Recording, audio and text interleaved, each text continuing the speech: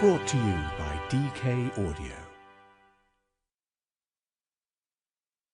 DK Audio presents Shakti, an exploration of the divine feminine by Nilima Chitkopekar, translations by Tarini Avasthi, forward by Shashi Tharoor, read by Rita Sharma. Forward by Shashi Tharoor. In this audiobook, Nilima Chitkopekar delves into the ancient, profound and deeply moving story of the goddess and her portrayal throughout India's long history. Examining her many manifestations through sculpture, literature, writing and art, it becomes clear that the way she is depicted reveals fascinating clues to the way Indians throughout history saw themselves and what they valued. Chitkopekar explores the various angles that made the goddess what she is today, the syncretic blend of multiple faiths, the oral traditions that shaped her image, the various manifestations of her divine being. The history of her worship is traced from the 5,000-year-old clay figures of Mohenjo-Daro to the elaborate religious processions of the modern day.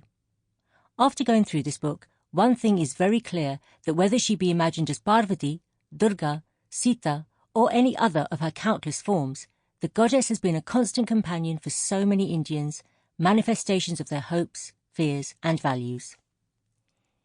Chitkopekar has created a work that is true to history while remaining original and insightful. The book traverses the length and breadth of India's geographical and historical landscapes, seeking out the various ways in which the goddess is revered. Through her exploration of this one important facet of spiritual life, she has given us key insight into the way Indian society has evolved and changed across time and place.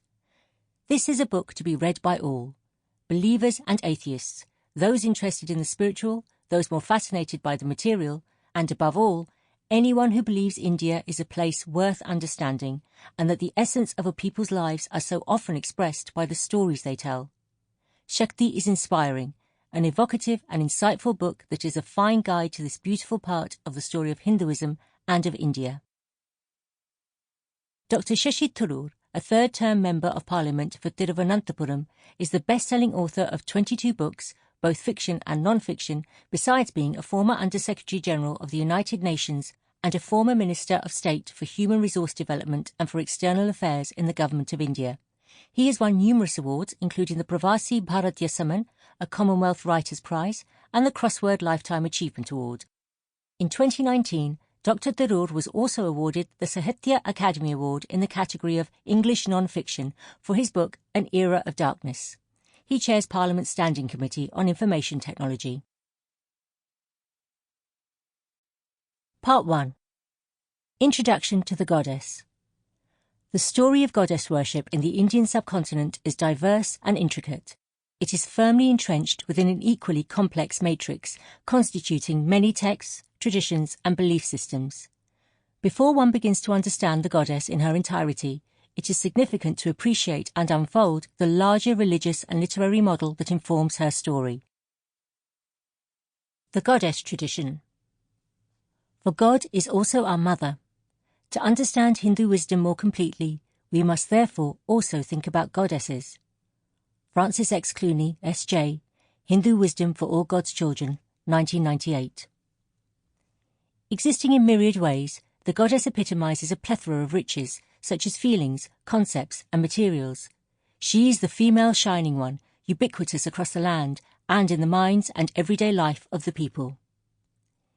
It is widely believed that the goddess made her first appearance in the hundreds of terracotta figurines of the Indus Valley civilization, and in this form she is regularly referred to as Mother Goddess. The precise nature and context of these female sculptures are increasingly becoming a matter of debate. However, the fact that modern research has time and again looked at them as a form of the divine feminine itself points to the widespread preoccupation with the goddess tradition. The earliest texts, the Vedas, perceived as the roots of Hinduism, are the first site where one encounters the goddess, or the Devi.